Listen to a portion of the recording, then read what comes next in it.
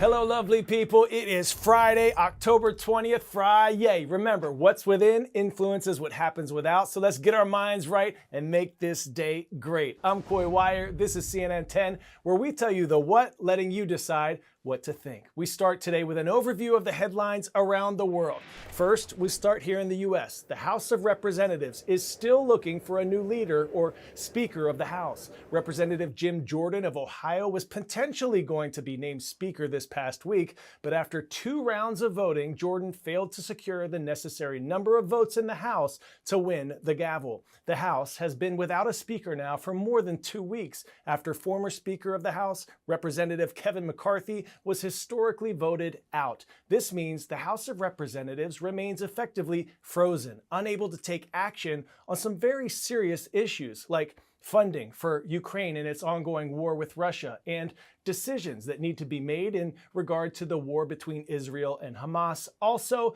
Congress faces a government funding deadline in November. There has been, however, an interim Speaker of the House, Patrick McHenry, but his powers are very limited. Some Republicans are discussing, though, a possible resolution where his powers could expand until a new Speaker is elected so that some of the major issues I just mentioned can be voted on. Now, for an update on Israel's war with Hamas, the Islamist group, classified as a terrorist organization by the United States, the European Union, and some others, which attacked Israel nearly 2 weeks ago. Israel has agreed to allow first aid and other resources to enter Gaza, which is controlled by Hamas, through Egypt, which neighbors Gaza to the west. The hope is that first aid, food, and water can reach the innocent civilians who are dealing with critically low levels of supplies. The absence of crucial aid has sparked protests around the world. The World Health Organization says conditions are, quote, spiraling out of control for millions that have been effectively trapped in Gaza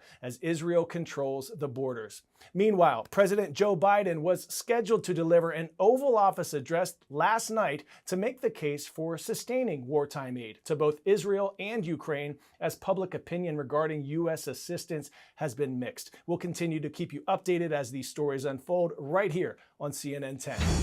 10-second trivia. In what year did World War II end? 1914, 1918, 1939, or 1945? On September 2nd, 1945, Japan signed the formal surrender, officially ending World War II.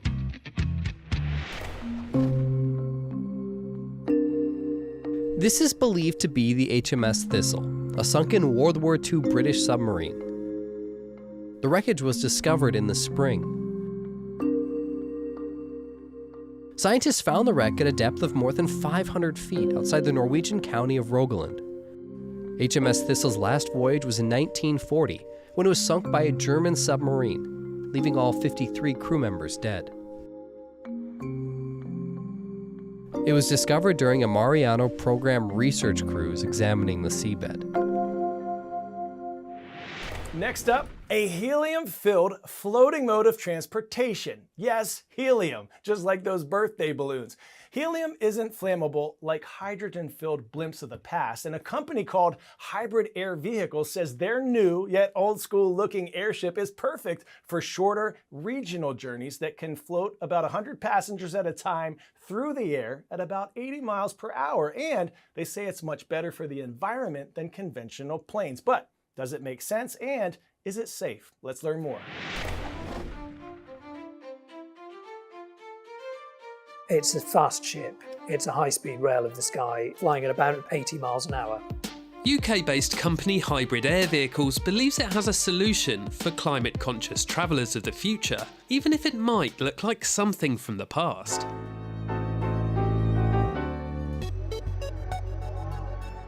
It's got a lot of heritage back into airships, there's no doubt about that. It sort of looks like one from some angles. So we've got a little bit of public hearts and minds to win over, but the reality is 3/4 of it is standard aviation technology. It just comes in a slightly strange shaped wrapper. The Airlander 10 is designed for short-haul and regional journeys. It's filled with helium, which is more expensive, scarcer and less buoyant than hydrogen, but is also safer as it's not flammable.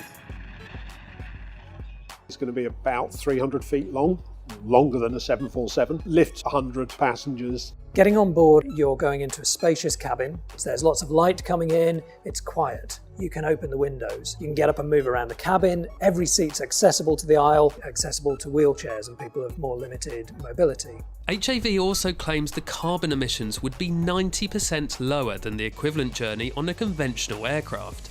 Some of the early customers that have come to us have said, well, what about putting 16 people on board and taking them on overnight cruises? It gets people to parts of the world that are really hard to get to, and it's done in a way that minimises the impact on the environment you're going through. The very first Airlander aircraft coming off the production line will be going off to do those sort of jobs in places like the Arctic or on safari. It doesn't restrict itself to operating from runways. All it needs is a relatively flat space, and that space can be sand, it can be grass, it can be water. So we can create new connections for people, getting them closer to where they want to get to. Despite some previous setbacks,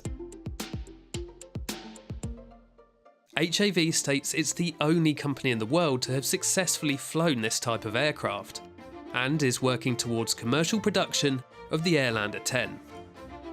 Our plan is to be delivering at least 24 of these aircraft per year into the market from later this decade.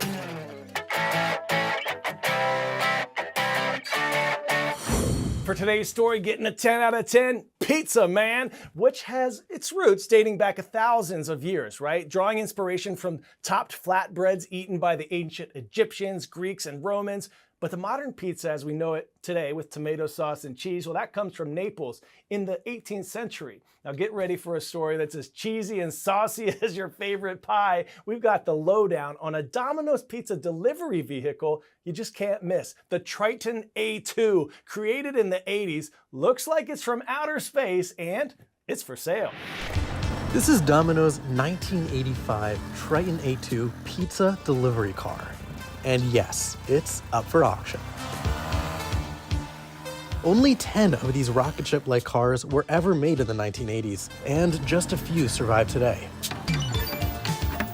The Triton A2 was originally commissioned by the founder of Domino's Pizza and had customized warming ovens in the rear to deliver pizzas around Ann Arbor, Michigan, where Domino's is headquartered. Watch out, spotted .06. At the time, futuristic cars and space motifs were all the rage in pop culture.